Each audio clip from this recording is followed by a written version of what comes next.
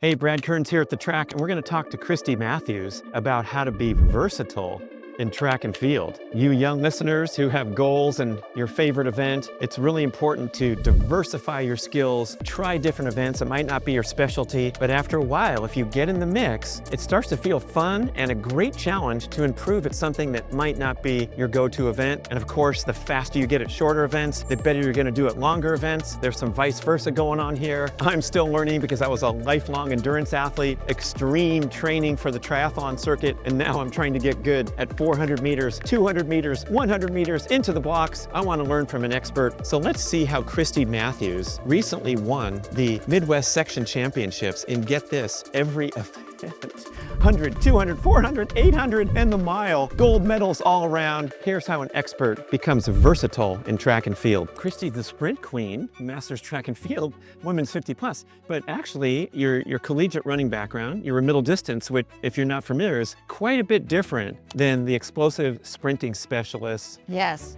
What gives there? How do you pull that background in and become, you won the nationals in the 100, 200, 400, and the 800, yes. The first person in history to win all of those events at nationals. And I don't know when the next person will be, because if you go to a track meet and you see an 800 runner versus the 100 meters, they're in different corners of the stadium. So, well, two things I want to say about that. Yeah. Mid-distance runners, I believe, I might be a little biased, we're a special breed. We do have a combination of different factors, which allows us a little bit more variety, which I love, right? And I think that when you recognize that and can work on some of the things that are maybe a little bit more weak on, and then maybe, enhance some of your strengths, that versatility. I love being a versatile athlete. I don't like being in one box. I don't like that. But to answer your question more succinctly, yeah, coming from in college, I just ran the 800. They would let me run on, I would do the 4x4, absolutely. Yeah. And they would let me run on the 4x1 when they needed a alternate. So I remember I did a 4x1 at Mount Sac.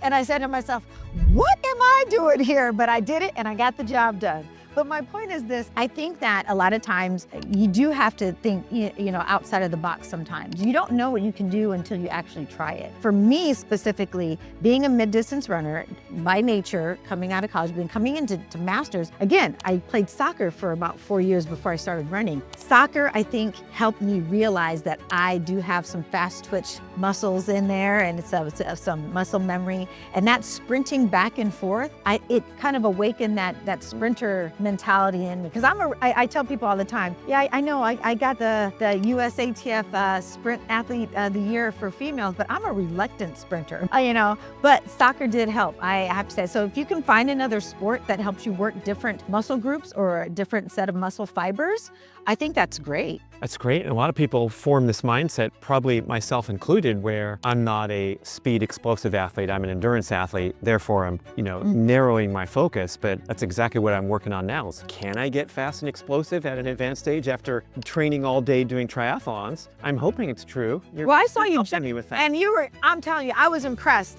You can jump, you can sprint. That's what I've been told, and that's what I've been working on too, doing some jumping. But you're right. I know my weakness is explosiveness out the gate. I know that. So that is what I've had to work on, and that's what I was working on last year. I think that was the first time I actually practiced blocks for more than a couple times, was last year. So you find what you need to work on, and you are cognizant of that, and you really do put in the effort. But at the same time, don't forget your strengths. Because here's the thing I've realized too, when you work on things that you feel like you're not that great on, it can kind of be demoralizing sometimes. You can be like, oh, this is hard. I don't know if I can keep doing this. Yeah. But you do. And one of the things that helps is go back to what you're good at and work on that, because it gives you renewed faith in yourself. Right. Yeah, so again, that balance. Yeah, it's not either or. It's like, sprinkle in some of your go-to, but then try that. And it renews your sense of, yes, this is who I am, I can do this. Yeah, I think that really holds true in the gym too, when you're doing funky stuff that, I don't know the technique very well, I'm not that comfortable, and then I go do the stuff I'm familiar with and then go back and try. Yeah. Mix it up, people. Yes. Yeah.